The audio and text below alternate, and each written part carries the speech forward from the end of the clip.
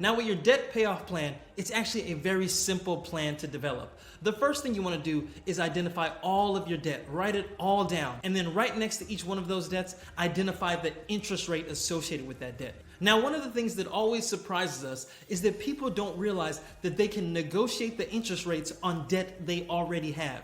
You are not stuck with that interest rate. So the next thing you want to do after you've written down all your debt is call the people that you owe those debts to and begin a conversation about reducing the interest rate on that debt.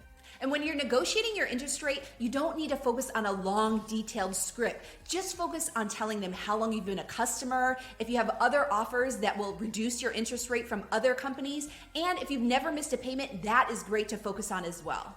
So it is so important to try and negotiate to bring these interest rates down because it will decrease the amount of money that you have to owe and it will decrease the time that you have to pay it back. So the next thing, after you negotiate all of your interest rates, make sure you write those down next to each itemized debt that you owe. And then you want to develop a very specific plan. So you want to think about, will it take me 1 year to pay everything off? Will it take me 5 years to pay off all my debt? Write that down into your plan. Now, having everything written out, everything on one piece of paper in this plan can be an eye-opening situation, especially if you are married and in a relationship and you guys have never sat down and talked about all the debt. It can be a very scary number, or it can be a number that empowers you to move to the next phase.